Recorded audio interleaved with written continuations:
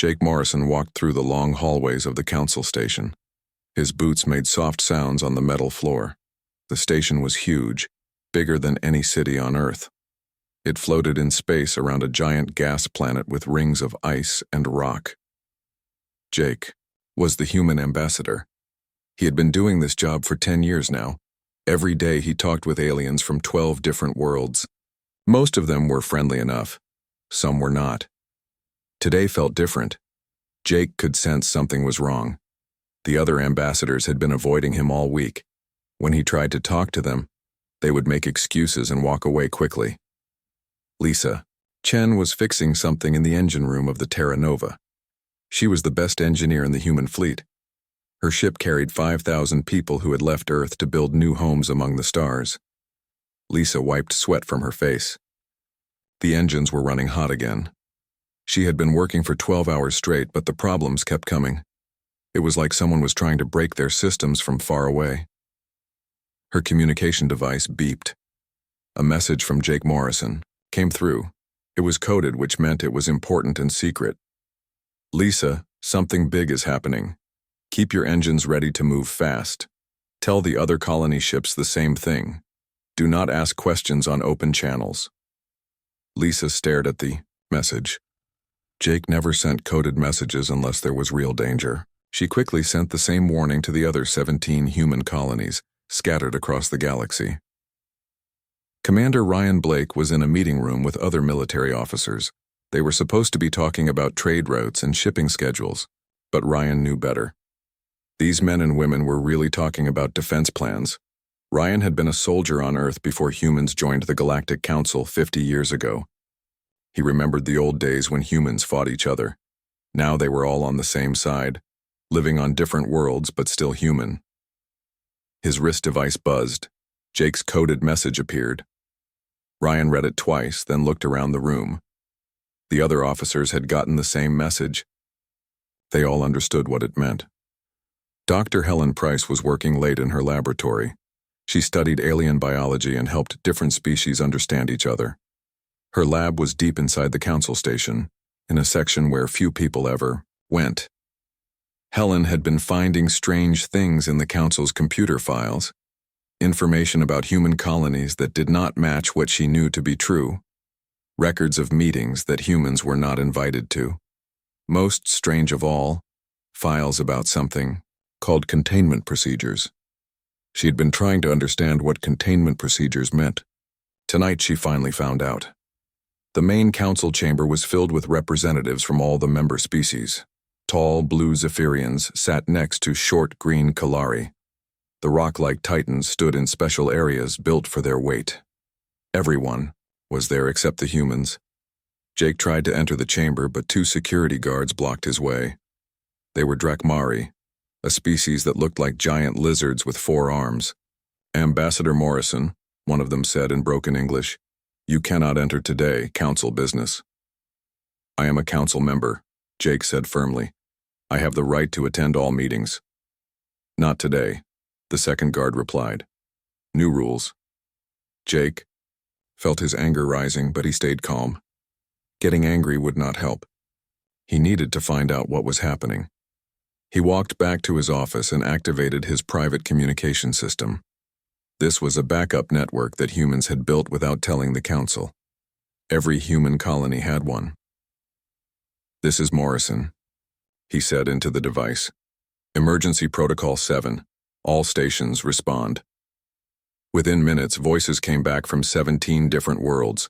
Colony leaders, ship captains, military commanders, and scientists all checked in. Jake took a deep breath. "We have a problem," he said. "The council is meeting without us. I think they are planning something bad." In her laboratory, Helen finally accessed the file she had been looking for. What she read made her hands shake. The council had been planning this for months. The official document was titled Resolution 238714, Containment of Human Expansion. Helen read the whole thing twice to make sure she understood. The council had decided that humans were too dangerous to remain in civilized space. They were too aggressive, too unpredictable, and too smart for their own good. The document said, Humans had been developing technology without Council permission. This was considered a threat to galactic peace. The solution was simple. All human colonies had to move beyond the edge of the galaxy within 1 year. If they refused, the Council would use appropriate force to remove them. Helen's communication device buzzed. It was Jake's emergency call. She quickly joined the conversation. "Jake," she said, "I found something terrible. The Council is going to force us out of the galaxy." "What do you mean?" Jake asked. Helen explained what she had read. The silence on the communication channel was heavy. Finally, Jake spoke again. "How long do we have?" "1 solar cycle," Helen said. "About 1 Earth year." Ryan Blake was listening to everything. "What if we refuse to leave?" "Then they will make us leave," Helen said quietly. "The document mentions military action." Lisa Chen's voice came through from the Terra Nova. "Jake, my engines have been having problems all week. I think someone has been testing ways to disable "Our ships. They are getting ready," Ryan said. "This is not a sudden decision. They have been planning this for a long time." Jake sat in his office thinking hard. Outside his window, he could see the beautiful rings of the gas giant. Humans had been living in this part of space for 50 years. They had built homes, raised families, and created new lives among the stars. Now the Council wanted them gone. "Listen carefully," Jake said to everyone on the channel. "We need to act fast. Helen, copy all the files you can find. Lisa, get our ships ready to move, but do not make it obvious. Ryan, activate all our defense networks, but keep them hidden." "What are you planning?" Helen asked. Jake looked out at the stars. Somewhere out there were millions of humans who did not know their lives were about to change forever. "I am planning to show them why removing humans from the galaxy is the biggest mistake they will ever make," Jake said. "But first, we need to warn everyone. Send this message to all human colonies. They want us gone. Time to show them why that is a mistake." The communication channel went quiet. Everyone understood. The easy days were over. Now the real work would begin. Captain Ben Torres was deep underground on mining station Alpha 7. His team had been digging for rare metals for 3 years. The work was hard and dangerous, but the pay was good. Most importantly, they were helping build new human colonies. Ben's communication device rang with Jake Morrison's emergency message. He read it 3 times before he understood what it meant. The Council wanted all humans gone. Ben walked to his office and pulled out a special file. It was marked, "Emergency Protocols Only." Inside were orders he had hoped never to use. As he read them, Ben started to smile. His mining operation was not just about digging up metals. For 3 years, they had been secretly collecting quantum crystals. These crystals were special. They could power faster than light communication systems. The Council did not know humans had been gathering them. Dr. Amy Foster was working in her hidden laboratory on New Dallas Colony. She was a quantum physicist, which meant she studied the smallest parts of matter and energy. Her real job was building, something the Council had forbidden. Amy had been working on a communication system that could send messages instantly across the galaxy. Not just fast messages, but instant ones. The Council had banned this technology because they said it was too dangerous. Amy did not care what the Council said. Humans needed this technology to stay connected across the vast distances of space. When Jake's message arrived, Amy knew it was time to finish her work. She activated her secret communication network. Within seconds, she was talking to scientists on 12 different human worlds. They had all been working on the same project without the Council knowing. "This is Amy Foster," she said. "Emergency activation. Is everyone ready?" Voices came back from across human space. Dr. James Parker on New Earth, Dr. Mary Johnson on Hope Station, Dr. Carlos Martinez on Freedom Colony. They were all ready. "Begin." "Final preparations," Amy said. "We may need to use the network sooner than planned." Lieutenant Colonel Sam Watson was reviewing defense plans on Border Station 12. This was the farthest human outpost, right at the edge of Council space. Sam's job was to watch for dangers coming from outside the galaxy, but today the danger was coming from inside. Sam had been a soldier for 20 years. He had fought in the border wars against space pirates. He knew how to plan a defense, and he knew how to win against bigger enemies. Jake's message did not surprise Sam. He had been expecting something like this for months. The Council had been asking too many questions about human military capabilities. They had been sending inspectors to human worlds more often. Sam opened his secure file cabinet and pulled out the real defense plans. Not the ones he showed to Council inspectors, but the real ones. The ones that showed the truth about human military preparation. Humans had been getting ready for this day for years. Lisa Chen was still working on the Terra Nova's engines, but now she had a different purpose.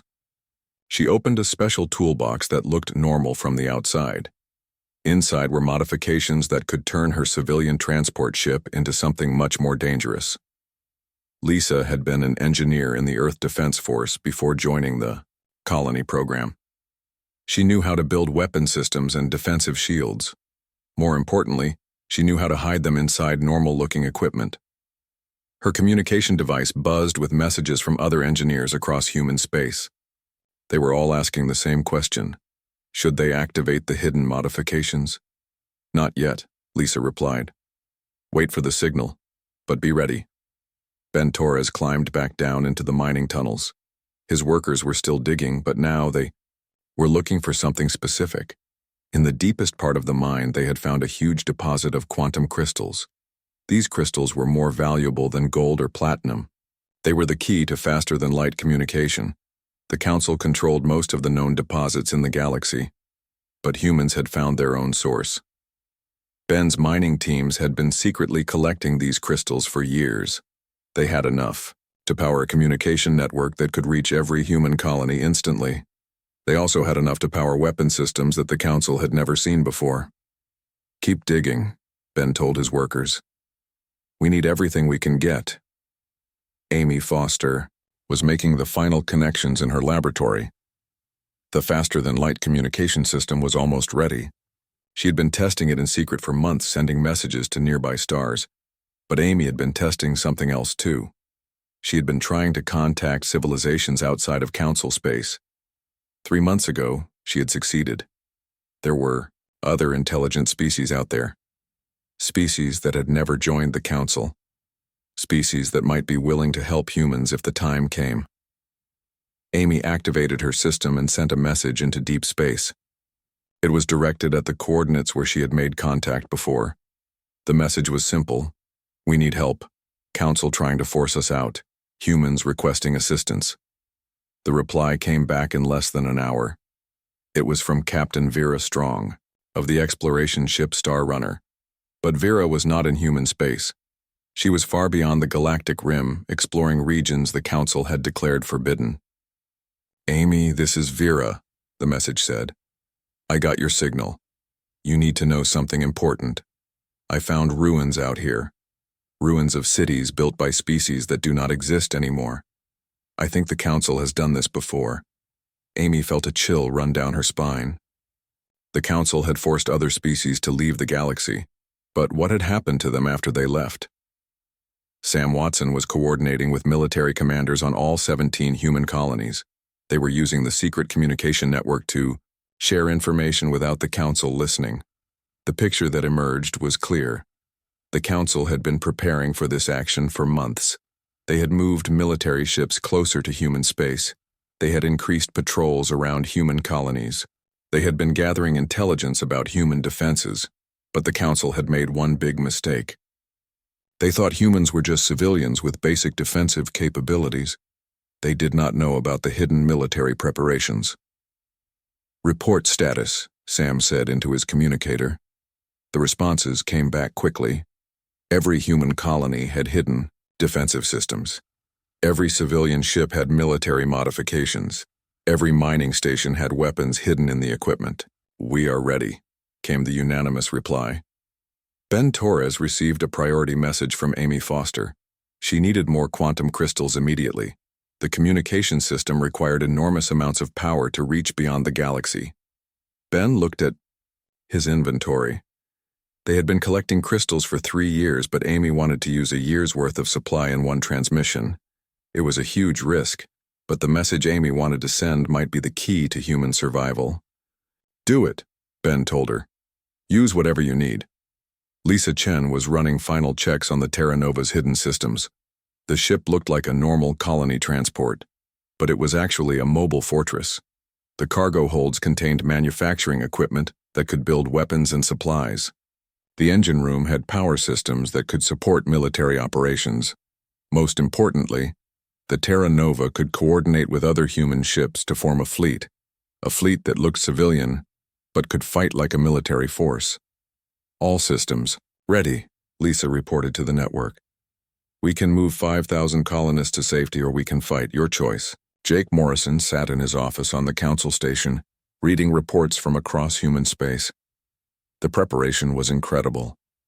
In just a few hours, humans had activated secret systems that had been years in the making. But Jake knew this was just the beginning. The council would not give up easily. They had overwhelming military superiority and the support of 11 other species. However, humans had something the council did not expect. They had been planning for independence long before the council decided to force them out. Jake opened a communication channel to all human leaders. "This is Morrison. Phase 1 is complete. All colonies report ready. Begin Phase 2 immediately." Across human space, the real preparations began. Captain Maria Rodriguez was floating in space outside her exploration ship Star Runner.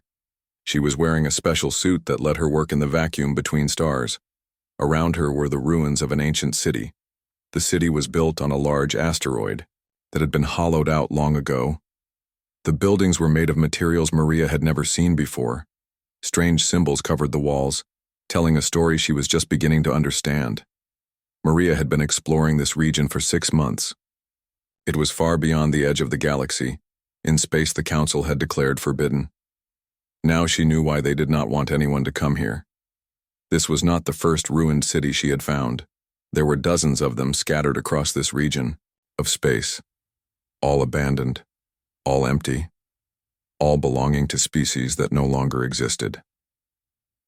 Her communication device crackled with Amy Foster's message about the council's ultimatum.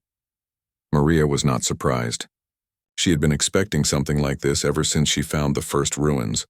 Maria activated her recording system and began documenting everything she could see. These ruins were proof of something terrible, something the council did not want anyone to know. Dr. Peter Kim was working late in the archives building on New Washington Colony. He was a historian who studied the time before humans joined the Galactic Council. His job was to understand how different species had come together to form the council. But lately, Peter had been finding gaps in the historical records. Important information was missing. Whole species were mentioned in early documents but disappeared from later ones. When Jake Morrison's emergency message arrived, Peter finally understood what the gaps meant. The council had been editing their own history. Peter began searching through the oldest files he could find. Documents from before the current council leadership took power. Records that had been hidden away and forgotten. What he found made his hands shake. The Galactic Council was not the first government to rule this part of space. There had been others before it, and they had all fallen when they became too independent or too advanced. 3 previous galactic governments had existed in the last 1,000 years. Each one had been replaced when certain species became problematic. The current council was just the latest version of the same system. Admiral Nicole Gray was in her office on Defense Station 1. To most people, she was just the administrator of human colonial services. But that was a cover story. Nicole was actually the highest-ranking military officer in human space. For 15 years, she had been secretly building a real military force. Not the small defensive units the council knew about, but a proper space navy capable of fighting a real war. Operation Exodus had been her idea. It was a plan for exactly this situation. The plan assumed that someday the council would try to force humans out of the galaxy. When that day came, humans would be ready. Nicole opened her secure files and began reading the latest reports. Every piece was falling into place exactly as planned. The mining operations had collected enough quantum crystals to power a war fleet. The exploration missions had mapped escape routes beyond the galactic rim. The research projects had developed weapons and defenses the Council had never seen. Most importantly, the communication network was ready to contact potential allies outside Council space. Dr. Helen Price was still working in her laboratory on the Council station. She had been copying files all night, gathering evidence of what the Council was really planning. The more she read, the worse it got. The Council was not just planning to force humans out of the galaxy. They were planning to make sure humans could never come back. The containment procedures included destroying any ships that tried to return to Council space. They also included erasing all records of human civilization from Council databases. It was not just exile, it was erasure. Helen found files about the 3 species that had been relocated before humans. The Council claimed they had chosen to leave peacefully, but Helen found the real records. They had been given the same ultimatum. When they refused to leave, the Council had destroyed their home worlds and hunted down their survivors. Helen quickly copied all the evidence to a secure storage device. This information could change everything if the other Council species knew the truth. Amy Foster was making final adjustments to her communication system. The quantum crystals from Ben Torres had given her enough power to send a message clear across the galaxy and beyond. But Amy was not just planning to contact the mysterious species outside Council space.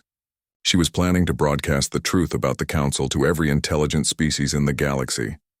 The faster-than-light communication network could override all normal communication channels. Every world, every ship, every space station would receive the message simultaneously. Amy activated the system and began composing the most important message in human history.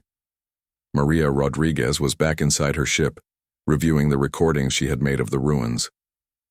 The alien symbols were starting to make sense. She had found a pattern that repeated in every ruined city. The pattern told the same story over and over. A thriving civilization, contact with the Council, initial cooperation, growing restrictions, final ultimatum, then silence. Maria realized she was looking at the graveyards of species that had been relocated by previous versions of the Galactic Council. They had not chosen to leave.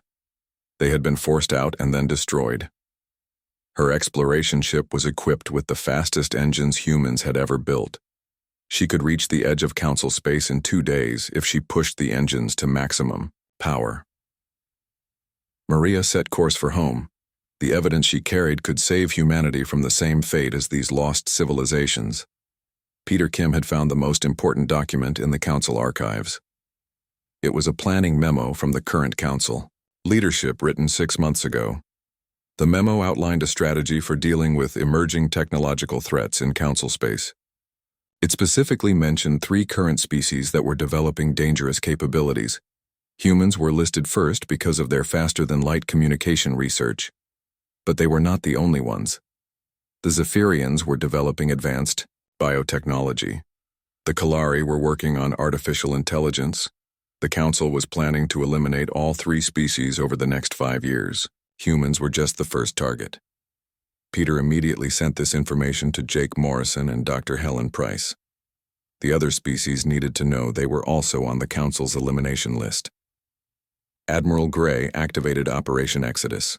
Across human space, hidden military units revealed themselves. Civilian ships dropped their disguises and showed their true capabilities. Mining stations activated defensive weapons. But this was not just a defensive operation. Gray had been planning an offensive strategy too. The human fleet would not just resist the Council's forces, they would carry the fight to the Council itself. They would expose the truth about the Council's history and rally the other species to join them. Gray opened a communication channel to all human military commanders. This is Admiral Gray. Operation Exodus is now active. Phase 1. Prepare for defense. Phase 2. Gather allies. Phase 3. Take the fight to them. Jake Morrison received all the evidence that Helen and Peter had gathered. The historical records, the planning documents, and the proof of previous genocides. Jake realized this was bigger than just humanity's survival. This was about saving the galaxy from a government that had been committing genocide for 1,000 years. Jake activated the emergency broadcast system that Amy Foster had prepared. Every species in the galaxy would receive the message simultaneously.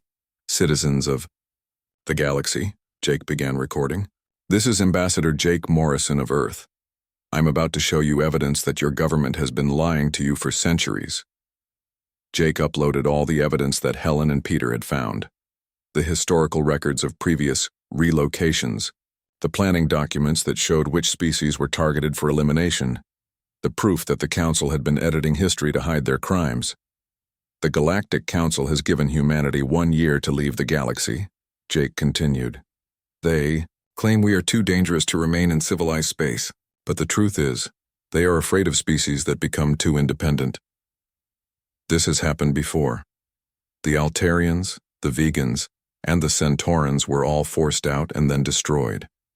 We have found their ruins beyond the galactic rim. Humans will not go quietly. We will not allow ourselves to be erased from history like the others. And we will not allow the Council to continue these crimes against other species. The evidence is now in your hands. Judge for yourselves whether the Galactic Council represents justice or tyranny. Jake ended the recording and activated the broadcast. Within seconds, every world in the galaxy received the message. The galaxy would never be the same. The galaxy exploded into chaos within hours of Jake Morrison's broadcast. On 12 different worlds, emergency sessions were called as species leaders demanded answers from their council representatives. The Zephyrian homeworld was the first to act. These tall, blue-skinned beings were natural empaths who could sense emotions and lies. Their leader, Speaker Zara Winsome, called an emergency session of their planetary council. We have felt deception from the council leadership for months, Speaker Winsome announced to her people. The human ambassador speaks truth. We can sense it across the vast distances of space. Within 6 hours, the Zephyrian government officially withdrew their support for the enforcement action against humanity. They also demanded a full investigation into the Council's historical actions. On the Kalari homeworld, similar discussions were taking place. The small green-skinned Kalari were master engineers and builders.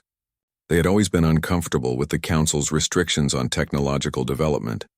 Dr. Kieran Smallfoot, the Kalari's chief scientist, reviewed the evidence Jake had broadcast.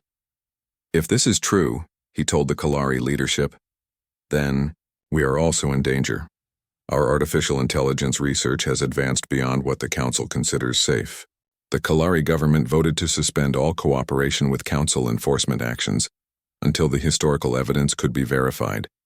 Captain Ben Torres was leading a convoy of mining ships toward the edge of human space. But these were not ordinary mining vessels anymore. Each ship had revealed hidden weapon systems and defensive shields.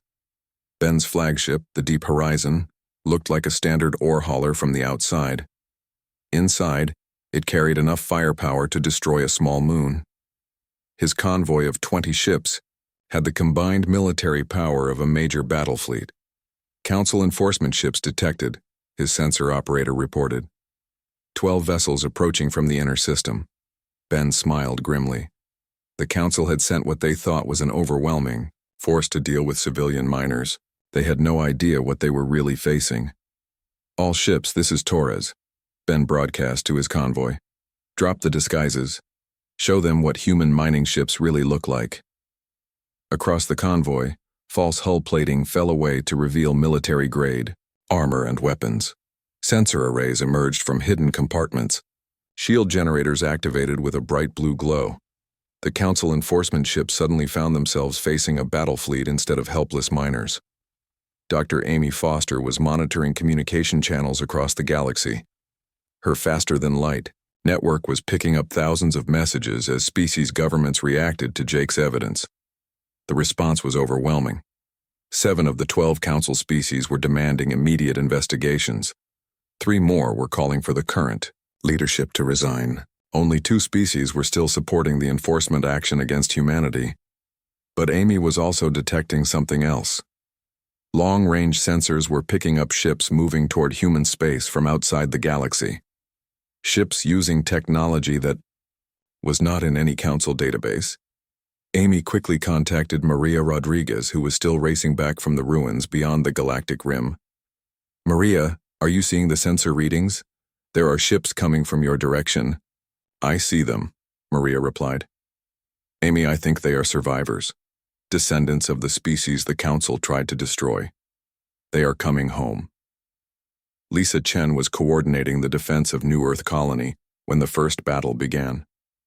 The Terra Nova and 15 other colony ships had formed a defensive formation around the planet. Lisa's ships looked like civilian transports, but they were actually mobile fortresses. Each one carried enough weapons and defensive systems to fight a real military vessel. The Council enforcement fleet approached expecting an easy victory. Instead, they found themselves in the first real space battle in Council space for over 200 years. "Enemy ships closing to weapons range," Lisa's tactical officer reported. "All ships, this is Chen," Lisa broadcast. "Remember your training. Fight like humans. No rules, no honor codes, just win." The human ships scattered in all directions, using tactics the Council had never seen before. Instead of forming neat battle lines like civilized species, the humans fought like space pirates. They used asteroids for cover, coordinated surprise attacks, and improvised new tactics in real time. The Council ships were larger and more heavily armed, but they had been designed for ceremonial displays of power, not real combat. Their commanders had trained for formal battles with predictable enemies. They were not prepared for humans who treated space combat like a street fight.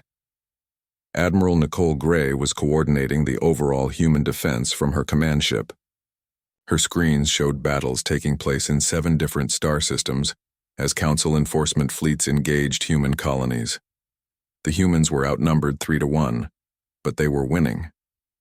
Years of secret preparation had given them advantages the Council could not have predicted. "Admiral," her communications officer reported, "we are receiving signals from outside the galaxy. Multiple ships requesting permission to enter human space." "Who are they?" Gray asked. "Unknown species, but they are broadcasting the recognition codes that Dr. Foster sent into deep space. They claim to be allies responding to our call for help." Gray made a decision that would change galactic history. "Grant them permission to enter. All human ships prepare to receive allied reinforcements." Jake Morrison was still on the Council station, but he was no longer alone. Dr. Helen Price had joined him, along with representatives from 3 Council species who were demanding answers. From the leadership, the Council chamber was in chaos. Half the member species were refusing to participate in the enforcement action. Others were demanding the resignation of the current leadership. The careful order that had maintained peace for centuries was falling apart. Council leader Thrak, a massive titan with rocky skin, tried to restore order. "The humans have spread lies and propaganda," he declared. "These historical documents are fabricated." "Then explain the ruins we have found," said Captain Maria Rodriguez, who had just arrived from her exploration mission. "Explain the dead civilizations beyond the galactic rim. Explain why your own archives are missing crucial historical periods." Maria activated a holographic display showing images from the ruined cities. The chamber fell silent as representatives saw the evidence of previous genocides. Speaker Winsome of the Zephyrians stood up. "We sense truth in the human words and deception in the Council leadership. We formally accuse the current government of crimes against sentient life." Dr. Kieran Smallfoot of the Kalari added his voice. "The evidence is clear. The Council has been systematically eliminating species that become too advanced or too independent. We demand immediate investigations and the suspension of all enforcement actions." Ben Torres was in the middle of the largest space battle in recent galactic history. His mining convoy had been joined by ships from 6 different human colonies. Together they faced a Council fleet of 50 vessels. But the Council ships were having trouble with human tactics. The humans refused to fight fair. They used mining explosives as improvised weapons. They coordinated attacks through the faster-than-light communication network. They retreated when outgunned and attacked when the enemy was not ready. "Torres, this is Admiral Gray," came a message over the secure channel. "Reinforcements are coming. Hold your position for 10 more minutes." Ben looked at his tactical display. His ships were taking heavy damage, but they were still fighting. 10 minutes seemed like forever in a space battle. All ships, this is Torres, he broadcast. We hold the line for 10 more minutes. Make every shot count. Dr. Amy Foster was detecting massive energy signatures at the edge of the galaxy. The unknown ships were not just approaching, they were arriving in large numbers. Jake, this is Amy. She signaled to the council station. You need to see this. The long-range sensors are showing at least 30 ships emerging from deep space. They are using technology that is more advanced than anything in council databases. Jake felt hope rising in his chest. If these were really survivors of the species the council had tried to destroy, they would have spent centuries developing new technology and building new fleets. They would be coming home angry.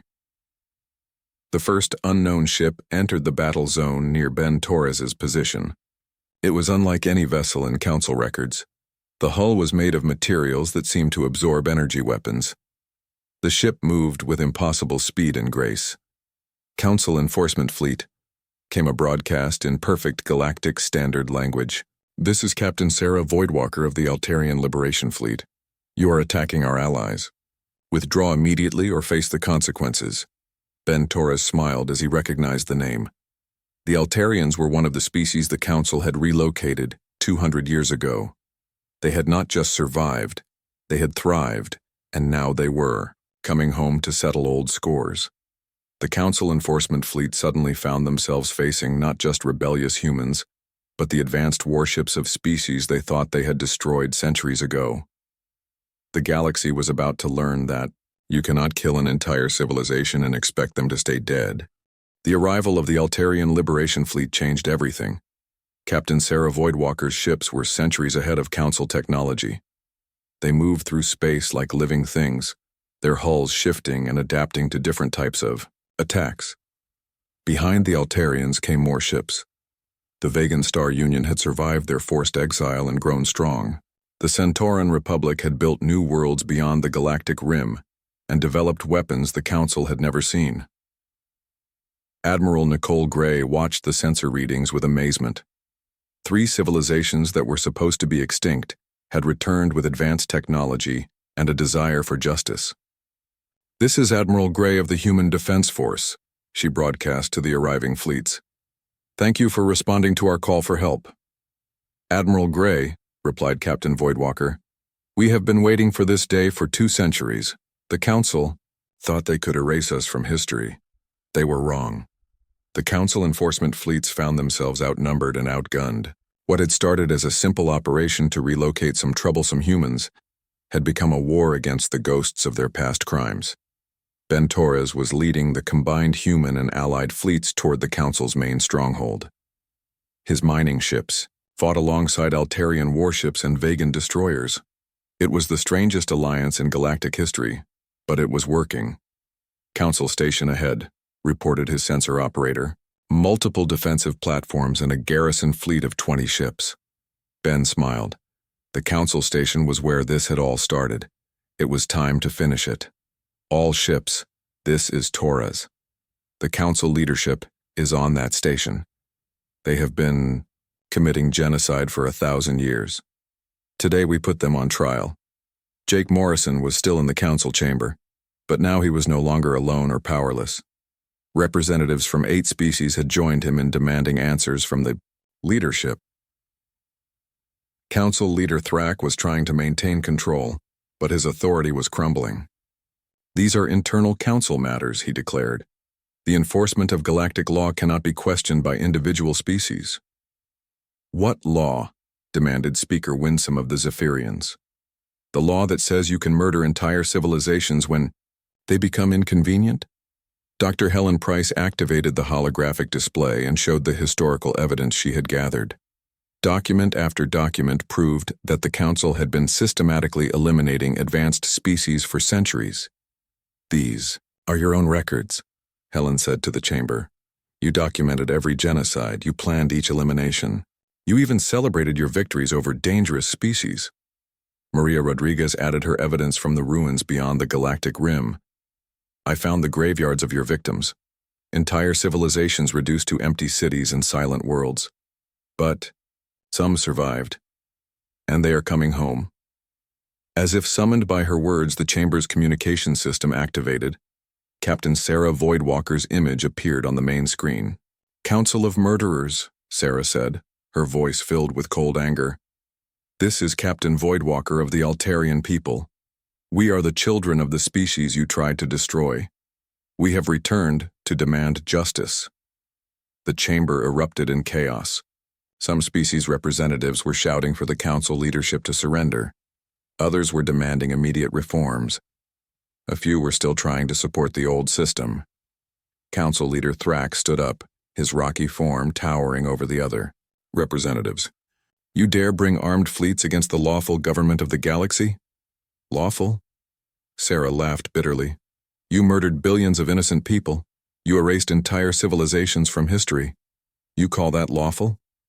Dr. Amy Foster was coordinating communications across the entire galaxy.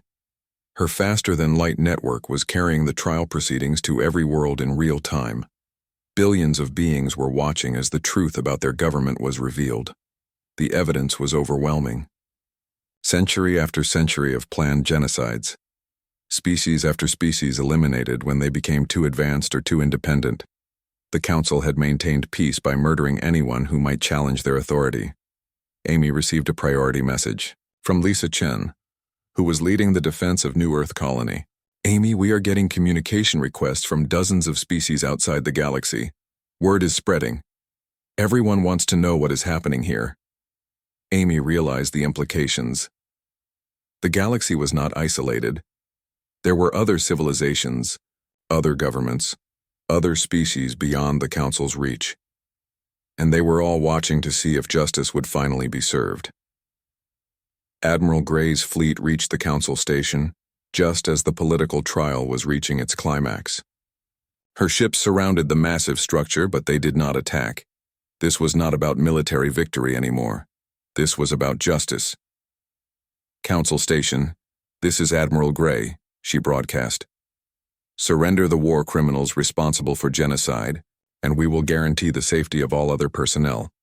Inside the station, Council Leader Thrak was facing a vote of no confidence from his own member species. 8 of the 12 governments had withdrawn their support. The Galactic Council was dissolving in real time. "I call for an immediate vote," announced Speaker Winsome. "All those in favor of removing the current leadership and establishing a new government based on justice and equality." The vote was overwhelming. 10 species voted for change. Only the Drakmari and the Hegemony still supported the old system. Jake Morrison stood up as the vote was completed. "The council as it existed is finished. We propose a new system. A democratic, galactic alliance where no single species or government has the power to eliminate others." Captain Voidwalker's image nodded approvingly. "The Altarian people support this proposal. We also demand that the war criminals be turned over for trial." Dr. Peter Kim had been reviewing historical records throughout the crisis. Now he made a startling discovery. "Jake, I found something important. The original Galactic Council was actually democratic. The authoritarian system was installed after the first genocide 800 years ago." Peter activated his research display. "The founders of galactic civilization intended equality between species. The current system was created to cover up the first mass murder." This revelation sent shockwaves through the chamber. The council had not just been committing genocide, they had been betraying the original vision of galactic civilization. Speaker Winsome spoke for many when she said, "We have been living under a government founded on lies and maintained by murder. It is time to return to the original dream of our ancestors." Admiral Gray received word that the last council enforcement fleets had surrendered. The military phase of the revolution was over. Now came the hard work of building a new government. "All ships, this is Admiral Gray. Cease hostilities. The war is over. Begin humanitarian operations to assist any damaged vessels." Ben Torres was amazed by what happened next. The human mining ships began rescuing survivors from damaged council vessels. The Altarian warships provided medical assistance. The Vegan destroyers shared their supplies with former enemies, After centuries of authoritarian rule and genocidal policies, the galaxy was finally showing mercy and cooperation. Lisa Chen was coordinating the relief efforts from the Terra Nova. Her engineering teams were helping repair damaged ships from all species, including those that had been attacking human colonies just hours before. "This is what we should have been doing all along," Lisa told her crew. "Working together instead of fighting each other." The new government took shape quickly. Representatives from 15 species met to draft a charter for the Democratic Galactic Alliance. Humans were included as founding members, but they were not given special status. Every species had an equal voice. Jake Morrison was elected as the first speaker of the alliance, but the position had limited power. Major decisions required consensus from all member species. Captain Sarah Voidwalker was appointed to lead the Justice Commission, which would investigate the crimes of the old council and ensure they never happened again. Dr. Amy Foster's communication network became the backbone of the new government. Every species could communicate instantly with every other species. No more secret meetings or hidden agendas. Admiral Nicole Gray was chosen to lead the Alliance Defense Force, which would protect all member species equally. The age of one government, dominating others, was over. As the celebrations began across the galaxy, Dr. Helen Price made one final discovery in the Council archives. She found the original founding documents of galactic civilization, written over 1,000 years ago. The words were simple but powerful. "We, the species of the galaxy, unite in peace and equality to explore the stars together. No being shall be considered superior to another. No government shall have the power to destroy what it cannot understand." Helen smiled as she read the ancient words. After 1,000 years of tyranny and genocide, the galaxy was finally returning to its founding principles. Jake Morrison stood before the new Alliance Assembly, looking out at representatives from over 40 species. The original 12 Council species had been joined by the 3 returning civilizations and dozens of others who had been waiting for the chance to join a truly democratic government. "The galaxy told us to leave," Jake said in his inaugural address. "Instead, we brought the galaxy home to the dream of equality, justice, and cooperation that our ancestors envisioned when they first reached for the stars.